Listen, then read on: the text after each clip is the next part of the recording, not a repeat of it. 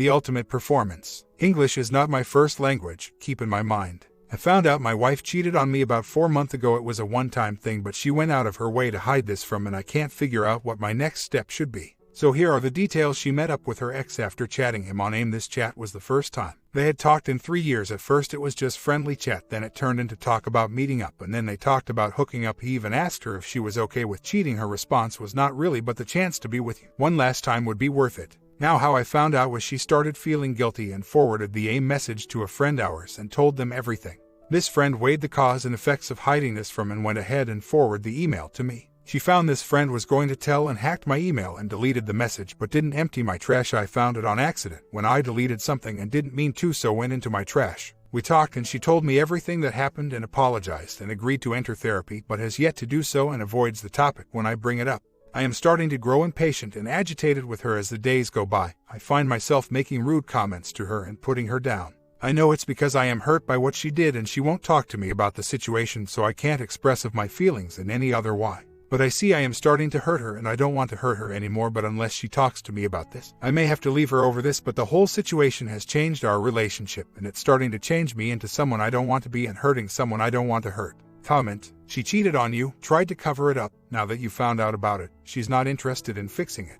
You're asking what you can do about it. You can't force her to try and make it right. You can only choose to put up with the BS or leave. OP responds: I can't find a way to get out of this without hurting her. I know you probably all think I am crazy for not wanting to hurt a person who cheated on me, hurt me, and is slowly turning me into someone I don't want to be. But I do love her. She is only the second woman I have been with, but we do have a wonderful daughter together, and honestly, I am worried if I hurt her too badly it will turn the divorce into a very ugly custody battle, and I can't and won't do that to my child, as I wouldn't put it past her to use our little girl as a weapon. I know I picked a real winner. Despite her many flaws, she has a few good values, and she is the only person I have been in love with, so this isn't easy for me, but I know what I am going to have to do because this relationship is dysfunctional and unhealthy, especially to raise a kid in. I do know who the other man is, even have his addresses. When I first found, I was angry at him, not her, and was going to do the stereotypical guy thing and track him down and kick his ass, but then I realized this would only cause legal issues I don't want or need and confronted her instead. And as I said, if have to expose the truth, I have the AIM conversation saved in my email, and I have changed my email password to keep her out of it.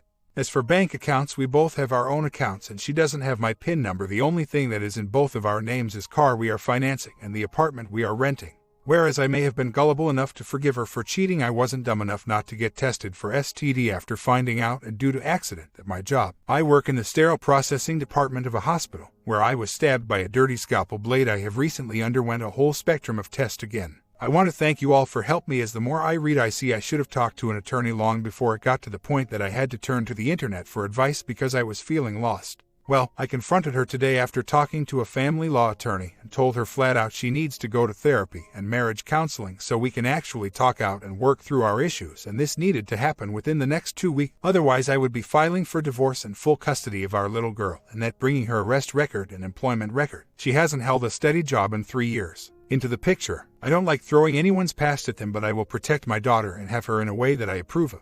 She broke down asking for a second chance. I told her that this was her second chance and to take it or leave it. She has called and made an appointment with a family therapist for next Tuesday. I don't know if I am making the move instead of just going right for the D, but it seems that she is finally understanding that this isn't just going to be swept under the rug. After raising my little girl for 3 years, I don't feel I need to, as if she isn't mine biologically. I love this little girl with all my heart and am her father, regardless of if it was my sperm that helped create her or not. I have helped raise. Honestly, I don't really see the counseling helping any. She isn't going to change, but I am going what I need to do to make sure when this does turn into an ugly custody battle that I know it's going to, I am prepared and can say not just to the court but to myself that I did everything I could and honestly mean it. After talking not just to the people here but my friends and family, all of which told me to leave her fast and hard. But then again, none of my friends have ever liked her. But something is wrong when her own mother told me the only way she is ever going to change is to be hit in the face with the consequences of her own actions. 6 years later, made up and divorced ex-wife after seeing she would never change. Ended up remarried in 2015 to who thought was a wonderful and loyal woman. We have no kids together but each have one from a previous marriage. But here recently she had started to act odd. I chalked it up to here now working the graveyard shift and me working mornings, so we haven't been seeing a lot of each other. She gets home from work as I'm leaving for work. Well, to my ex I am a bit of suspicious person now, so the other day when I didn't have to go to work, I picked her phone up while she was asleep and went through it. I found messages to another man that seemed to be just an emotional thing at first, but that took a turn to them talking about meeting up and her agreeing from what I can till they met up. At this point I was seeing red. I took screenshots and sent them to myself, put her phone down, packed a couple of bags and loaded my car. I then broke out my VAR and woke her up asking her to explain herself. First thing she said was nothing happened and that I was overreacting. Then she got upset and asked what gave me the right to go through her phone. I told her she had no right to be mad at me for suspecting something was going on. I then told her I was leaving and would talk to her later about what I was going to do. Thankfully all this happened while my daughter is with her biological mother and her son is at camp. She called me nonstop from the moment I left to the moment I got to where I am staying, about 45 minutes to get across town, leaving voicemail that ranged from angry at me for leaving to apologetic and begging for another chance. When I spoke to her, she suggested counseling. I shot the idea down, telling her I can't be with a cheater. I'm not going to waste any more time with someone who can't be loyal and respectful to me. My friends tell me I'm out of line to shoot marriage counseling down. I don't think I am. She knows my ex cheated and I left that marriage for it. Didn't think I'd have to go down this road again and quit. Honestly, a lot more depressed this go round as I was ready to adopt her son and we were talking about one of our own. But I can't fathom having a family with a cheater. That's why my first marriage ended. The VAR didn't uncover anything, but I've had it going during all our conversation for protection. During my first divorce, my ex said I threatened to ex her and our daughter. Thankfully, that was dismissed as hearsay by a judge. But not wanting any legal issues this time, so recoding everything that has to do with my current wife and I this go round. She admits to an emotional affair but insists that a physical one didn't happen, despite the text messages including her agreeing to meet up and setting a place. I don't believe her on that one. Too much evidence, like her stating in the messages that she sees a certain motel room but not the one he said he was in. She says she went met him and she realized what she was doing was wrong and left before anything happened and stopped contact with him. There were no further messages after they set the meeting. She claims she blocked his number after that.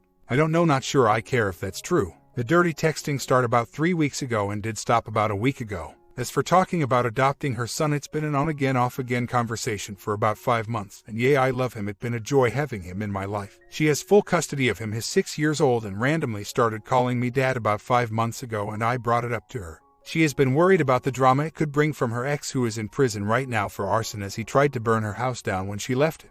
I'm meeting with a divorce attorney today. My family and friend are telling me I should try to save it, but I just don't see anything worth saving besides being a part of her son's life because he was innocent in this. I'm not worried about my daughter adjusting. She likes my soon-to-be ex, but isn't overly attached and doesn't like splitting my attention. Well, my soon-to-be ex took a personal day from work tonight and showed up at my brother's to speak to me. We sat on his back patio where has security cameras and I used my VAR to record. I told her I have nothing more to say to her but would hear her side out, but was going to change nothing. She told me she meets the other man through an old friend. They started out talking just as friends, then thing got a little flirty, but remained harmless, and this was right around the time we had no real time with each other due to work and other circumstances. She started to feel like we were just going through the motion and felt detached and neglected by me. So, she let the flirting become more because the attention felt good. Then he asked her to meet him and she did last week and she sticks by it. Felt too real and she realized she was going to lose me and the life we were building due to crazy work and not trying to set time aside for us, and left the hotel before getting to the room. She said she wanted to tell me about it but didn't know how and was afraid that with my experience with my ex I would leave. She followed that up with she is sorry and will do anything to fix this. I told her she was right. I would have left if she came clean just like I did, finding out on my own, because she went so far as to take the time to meet a random guy, then to say hey, set aside some time for us to meet, which I would have loved to do. That I don't believe that nothing happened and that the time for counseling for us passed the minute she went to that motel. I then politely asked her to leave after handing her my lawyer's card and saying any further contact needs to be made through him. She left in tears, saying she understands but is sorry and wishes it would forgive her and give her a second chance. I am 36 years old and don't want to play games. I had enough of that as teen and in my first marriage. I'll admit I'm guilty of not trying to make time for us, but I was just hoping that work hours would regulate back to normal and we'd have time together again, but that doesn't justify her doing the same and cheating to get the attention she craved. Sorry if I sound a bit bitter, but she just left and now I'm sitting here alone reflecting on what I did wrong here and playing the what if game in my head. Comment: if you did want to check, ask her to take a polygraph to prove that she didn't do anything with him physically. Of course, what she did was an EA, so not sure it matters enough to you. OP responds: it doesn't matter to me at this point whether it was just E or P. The what if game I keep running through my head revolves around if I would done things different, would it have still happened at all? I know it's a stupid game to play, doesn't change anything and just causes guilt and regret, but can't help but play it right now. Just stuck in my own head, happens to me a lot. I know nothing I did or didn't do justifies here cheating and not going to take her back. I've been doing that road with wife number one. The resentful person it turned me to was not good for anyone, especially my daughter and I.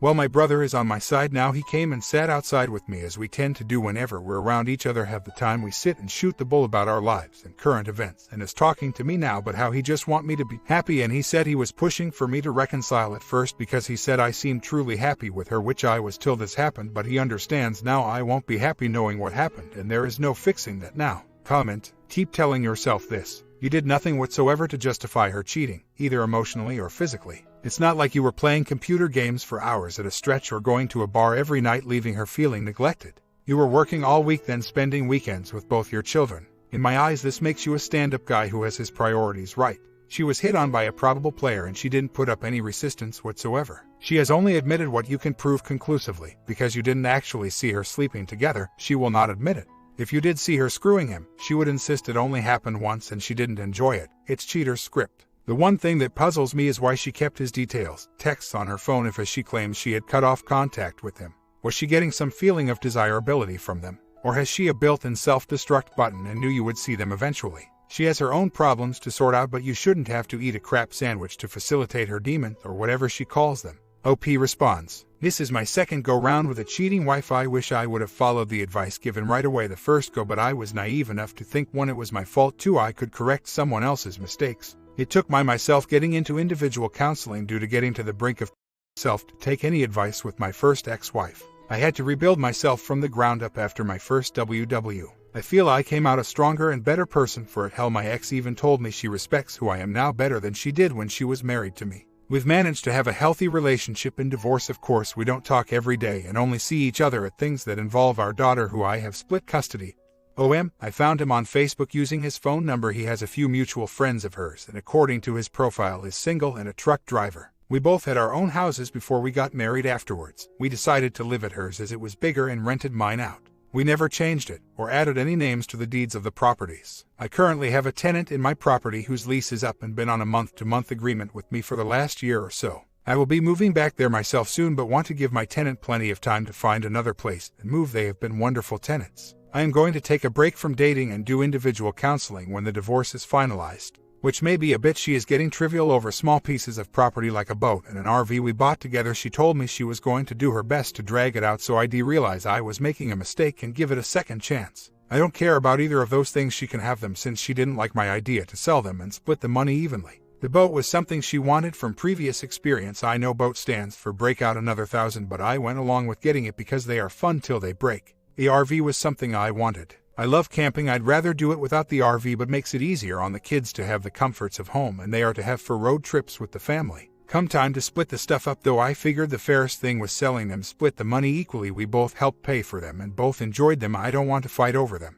but she does. I told my lawyer, let her have them both. All I want to walk away with is my car and my house, both of which I owned before we got married. I told my first ex what happened, as I had let her know I'd be keeping our daughter at a different address, and she said, "Well, I was hoping you found someone that treat you better than I did." She cheated, lied about me, but she at least had the excuse of she had undiagnosed bipolar disorder and was in a downward spiral. She's been much more stable since getting on medicine. No one worry, I'm not going back to her. We are both much happier and healthy. Divorce does kind of piss me off that she's happily remarried, and I'm working on divorce number 2. My daughter, who's almost 10, looked at me and simply said, "Good, we get to go back to our old house where I had my own bathroom."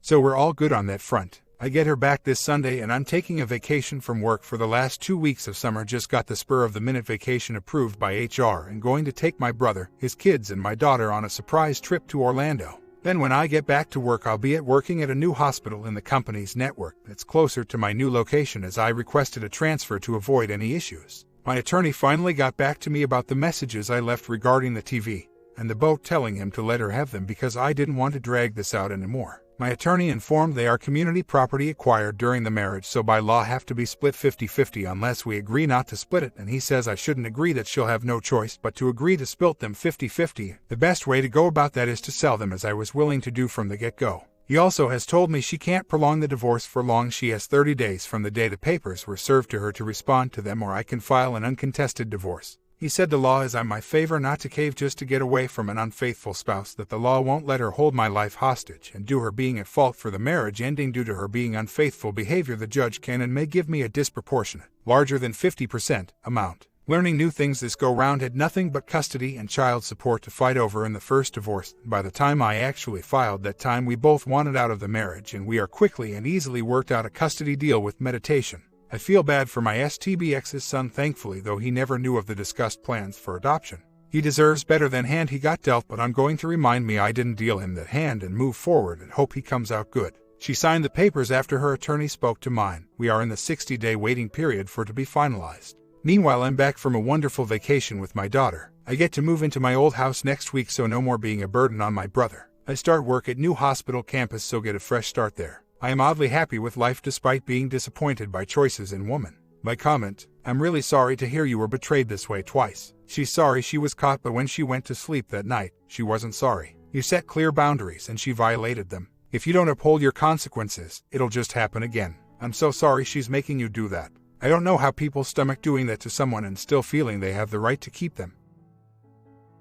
Story 2. I need to know if my intuition is correct or if this is just a difference in the way men and women think, react. I honestly don't know if I'm overreacting or refusing to accept the truth. Please be blunt. I want to start out by saying that I love my husband very much. He is the kind of guy who will give you the shirt off his back despite his upbringing that would turn most people into miserable beings. I'm concerned he doesn't really love me. I think he wants to, or even believes he does, but so much of his behavior seems indifferent to me. He's not mean or anything to me. Our physical life is fine, though we could use more post-coital intimacy. He works a lot, like 80+ hours per week, so he's obviously exhausted. I try to wait up for him at night, though I don't always make it, but when I do, he seems more interested in the TV. He always sleeps in his recliner, rather than in our bed. He told me that it was our mattress that bothered him, but it's been almost a year since we've replaced it, and he's still accidentally falling asleep out there. This isn't the first time, or second, third, fourth. I've told him I'm feeling underprioritized. It seems I'm always competing for his attention with someone or something. When I do address it, he corrects for a while, but eventually we fall back into the same patterns. Plus, we've been together for quite some time now. I can tell the difference between when he's enjoying himself and when he's faking it. That's not a bonding reference. When he's spending time with someone and truly enjoying it, you can't tear him away. When he's spending time with us and I think he's enjoying it, he'll jump at any excuse to leave or invite someone else to join us. Am I reading too much into this? Should I just be grateful that he's trying? Shouldn't he be missing me as much as I'm missing him? Shouldn't he, at least sometimes, want to make me top priority without me having to ask him? Is his work ethic so deeply ingrained that he just naturally makes it top priority? There are more examples of why I'm feeling this way, but they're all along the same theme. Just tiny things that reinforce my feelings of not being considered. We've been dating 9 years, married for 5. We have 2 children. I'm a stay-at-home mom, but I do some side work for my own sanity. He loves his job, but it's demanding and he works hard to stay relevant in it. We're not rich by any means, but we don't want for much either. We're both 30. Bonding is fine, means 3 to 4 times a week and both satisfied. We've had our ups and downs over the years, and I think I can say pretty confidently that bonding is the only thing we're getting right at the moment. The thing that really triggered my current state of panic is that he had a somewhat significant problem recently, and he didn't reach out to me. I could get into that story, but the whole issue I'm having is that he didn't tell me what was going on with him. That's all it really boils down to. Am I just making a mountain out of a molehill? I'm sure he's working. He's loyal to a fault, so much so that I can't be sure he wouldn't make himself miserable out of loyalty to me. I love him. If I don't make him happy, I don't want him to stay. His job is legitimately demanding, but he could cut back. He runs a department that requires the work of 2 people. He would get backed up if he didn't put in the extra hours, but would take a pay cut if they brought in a second person. I feel like he could occasionally make time without getting too messed up. He will if I ask him to, but never does it in his own. Avoidance is definitely a possibility, one that I've thrown out more than once over the years. He thinks it's a ridiculous suggestion. The chores idea is a possibility I think I could fix. I hadn't even thought of that. We live a decent distance from our daughter's school, so I try to busy myself with errands out that way instead of driving all the way back home. I could try to get home more during the week to cut back on our weekend chores. It's both on the work part. He's trying to make himself invaluable in his job, but he also measures his own self-worth by his productivity. I try to stay busy, but I also have to keep myself available for the kids' needs because he can't be. Looking back at it is very different than it seemed. The first few years, I was working and going to school full-time. We didn't have much time to spend together, but it seemed like we valued what little we did have more. I mentioned earlier that I always feel like I'm competing for his attention. Over the years, it's been his dad, his boss, his co-workers, his friends, even my dad at one point. I never felt it in the first couple years, but I could very well have just been oblivious to it. We were introduced by a mutual friend, who I discovered years later he was actually interested in before we met. I learned this after said friend was no longer a part of our lives. Nothing ever actually happened between them, but it still felt betrayed. We fought about it, but it wasn't really a solvable problem, so we just kind of moved forward. I'd say that was the first time I ever felt like I was the convenient option for him, but I don't know if it's always been like that and if it's felt that way ever since. It seems like we must have had some real passionate times over the years, but part of me is really worried that I've always just been the person he's supposed to be with rather than the one he wants. A few months later, for years, I've been telling my husband that I'm feeling unloved and underprioritized. Recently, we ran into a situation that we can't ignore, and we've decided we can't recover from this. When the incident and the minor one right behind it occurred, he kept full composure, as he does in every fight. Only now that I've come to the conclusion that it's time to cut our losses, he's a wreck. I'm stunned to see him like this. I've considered divorce many times, as this just isn't a healthy relationship for us or the kids, and I think our issues are irreparable, but I've never brought it up until a couple weeks ago when the first incident occurred. I didn't want him to feel like I was making idle threats, and I just wasn't ready to throw in the towel. Now that I'm confident enough that it's the best thing for our family, I've brought it up, but the reaction is way more dramatic than I ever expected.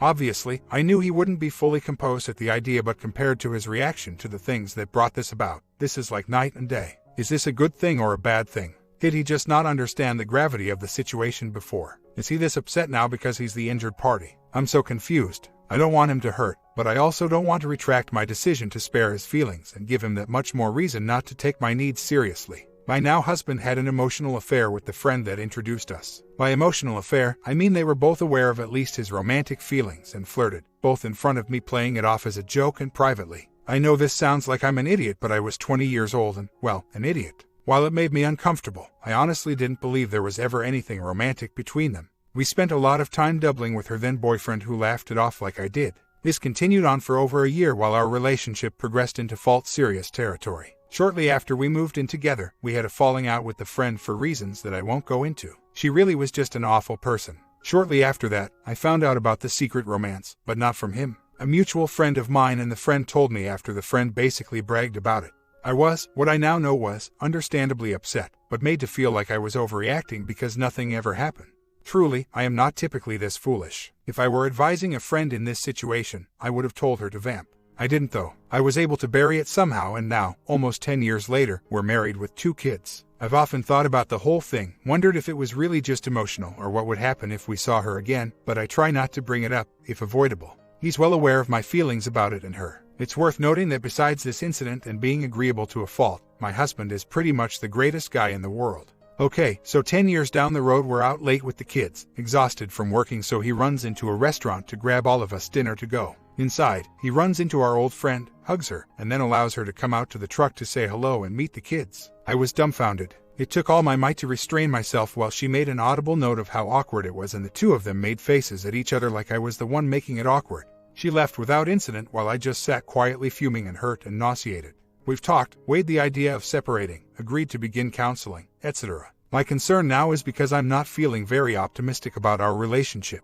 His willingness to make me uncomfortable to prevent her from being uncomfortable is a pretty profound statement of his feelings for me. I think about it constantly and I can't turn it off. I don't want to leave him, but I don't want to feel this way worse. I'm mad at myself for creating this situation by not addressing it years ago. I feel like the entire foundation of our relationship is a lie. I have no idea how to fix this or if I even want to. Help. It's an affair. We were all in the living room of the home we had newly moved into together while they jokingly kissed. They shared a private connection that simultaneously mocked me to my face. It was beyond a crush. That part I got over, or thought I had. Bringing her out knowing it would make me uncomfortable is not being cordial, not that she deserved even that. He had 2 choices of people to make uncomfortable, and he chose his wife. He doesn't remember what happened between them because it was nothing. All he knows is that it wasn't ever physical. She wasn't single for any of this either, and he'd just recently been horribly betrayed by his high school sweetheart and best friend. It stunned me that he was even capable of that kind of deceit. It still does. I can't reconcile this person with the man I married. I could contact her, but I really don't want to. The falling out we had was because she cheated on her boyfriend with a woman but used us to do it, and then made us out to be horribly homophobes to the girlfriend, to explain why we couldn't all hang out together. The girl is evil. He wants to fix it. I don't feel like this was really a communication fail. I may have not set firm boundaries, but he knew exactly how I'd feel about it. He raced to the truck to warn me and apologize in advance before she could get there. They don't have an ongoing relationship that I can insist that he stop, and I don't think he would ever start up anything with her now. I'm much more worried that she still takes priority over me. We haven't seen or heard from her in over 8 years, and he still put her comfort level above mine. He's a very loyal guy. What if he's only with me out of loyalty? I don't want to be anyone's consolation prize. He didn't quite agree to separate. I wasn't asking him for a separation. I told him I was going to stay with my parents for a while. He refused to talk about the logistics of the whole thing, but he couldn't just ban me from doing it either. I did not contact the O. Since then, he did confirm my suspicions of his feelings for her and we began counseling. I don't know if it can be considered an emotional affair since he was the only one very invested in it, but as far as I'm concerned, the damage is the same, as his investment is all I really care about. Given the opportunity, I have no doubt he would have engaged in a PA. We're dealing with that. While I always felt that it was unhealthy and was vocal about it being a problem, I undoubtedly enabled it. The counselor is helping us to deal with it, and I'm learning what a real compulsion it is. I'm under no disillusion that it excuses lying and manipulation, but we are a work in progress. My emotions are all over the place, so I'm trying not to make any rash decisions. The hardest part for me is that he knew I considered it cheating. I've always said if you have to lie about it, it's cheating, and I can't see any scenario where he could think it was acceptable to play nice with her in front of me. He's trying to say it's the people-pleaser thing, but I'm not buying it. Time will tell. Meanwhile, I really like our counselor, and even if the marriage doesn't survive, we'll be healthier people when it's all said and done. My comment: so, if I'm understanding this right, your husband had a crush on this woman. She was a selfish bee, so she liked him wanting her but had no intention of doing anything, she just liked the attention. So now you're wondering if you were the consolation prize and if you just wasted 10 years of your life. Only you and he can answer that. You did mention he was a people pleaser and it was her idea to come to the truck. I kind of think if you had something to worry about, he wouldn't have let that happen, but who knows? I would urge for the children's sake to at least try.